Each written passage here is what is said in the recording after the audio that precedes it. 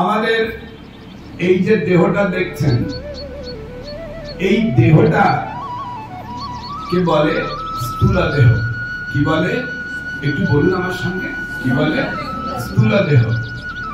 এই স্থূল দেহের উপাদান ক্ষিতি, অপ, তেজ, মরুত, ব্যোম। কি বললাম? ক্ষিতি মানে মাটি, অপ মানে জল, তেজ মানে আগুন, মরুত মানে বাতাস, আর ব্যোম মানে ফাঁকা জায়গা, আকাশ।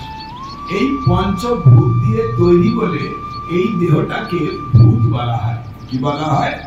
ভূত বলা হয়। এবারে শুনুন, এই দেহের ভেতরে আর একটা দেহ আছে, তাকে বলে সূক্ষ্ম দেহ। ধরুন আমি মরে গেলাম, তাহলে এই দেহ থেকে যে বস্তুটা চলে গেলে এই দেহটাকে ডেড বডি বলা হবে। তাহলে যে বস্তুটা চলে গেল তার নাম কি? কে বললো? বাহ, ভুল জেনে এসেছে। কি বললাম? ওটাকে আত্মা বলে না, যেটা চলে যায় ওটাকে বলে সূক্ষ্ম দেহ। সেই সূক্ষ্ম দেহের ভেতরে থাকে আত্মা। তাহলে কে যায়? সূক্ষ্ম দেহ। সূক্ষ্ম দেহটা কি?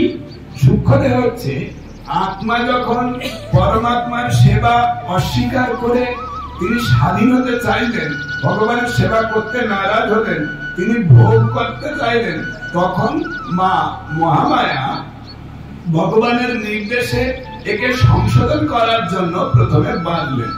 কি দিয়ে বাঁধলেন? মন প্রথম আবরণ, দ্বিতীয় আবরণ বুদ্ধি, আর তৃতীয় আবরণ অহংকার। তাহলে কি কি হলো?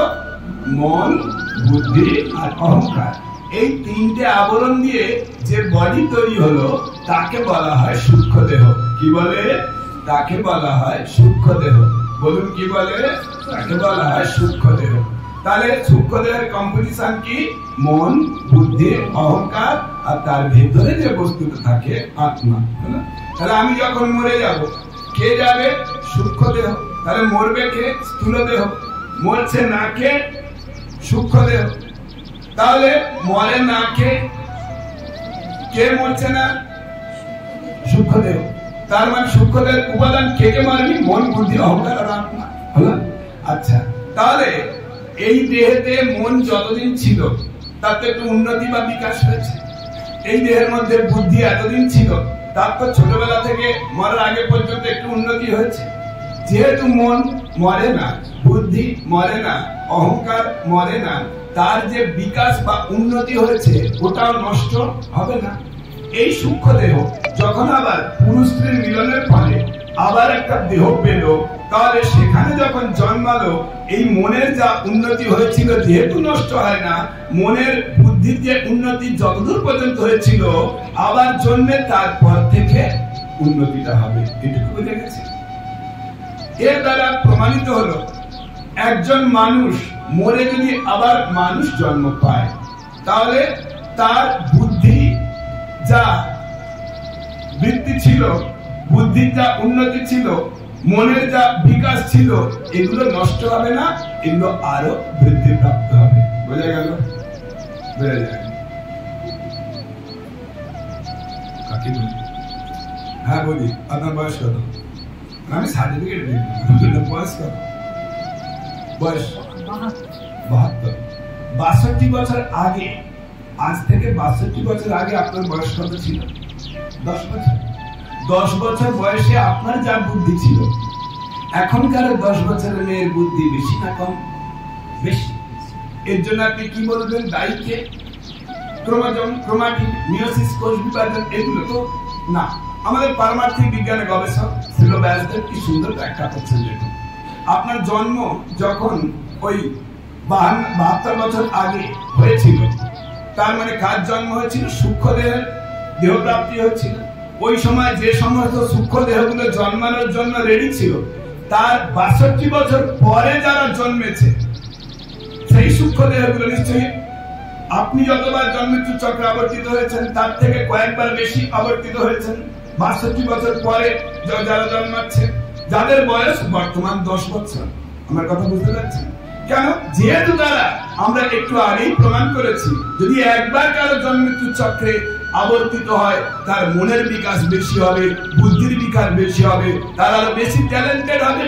ঠিক একই কারণে পরবর্তী প্রজন্মে যারা যারা আসবে তাদের মনের বুদ্ধির আরো বেশি বিকাশ হবে, তারা আরো পূর্বাপেক্ষা বেশি ট্যালেন্টেড, মেধাযুক্ত হবে। বুঝতে পারলেন না? ধরুন এখানে যারা যারা এসেছেন, অজিতদা তিনি বললেন যে একটা কবিতা সবাইকে কাগজ দিয়ে দিলেন। সেই কবিতাটা আমরা জীবনে চোখে দেখিনি, কিন্তু জগদীশ প্রভু আর আমাদের নারায়ণ প্রভু এরা ছোটবেলায় এই কবিতাটা পুরো মুখস্থ ছিল, কিন্তু এখন পুরোপুরি ভুলে গেছে। এখানে যারা আছি আমরা কেউ জীবনে কবিতাটাকে আগে দেখিনি, আজকে প্রথম দেখছি। অজিতদা বলে দিলেন এই কবিতাটা যারা আগে মুখস্থ করে দেবে তাদের জন্য শ্রীমদ্ ভগবত গীতা প্রাইজ দেওয়া হবে। এবারে বললেন এনারা মুখস্থ করেছিল, পুরো ভুলে গেছে, আর আমরা জীবনে দেখিনি, প্রথম দেখছি। কাদের আগে মুখস্থ হবে? কেন ভুলে গেল? রেকর্ড আছে, হ্যাঁ রেকর্ডটা আছে, ভুলে গেল, যখন আবার দেখবে মনে পড়ে যাবে তাড়াতাড়ি।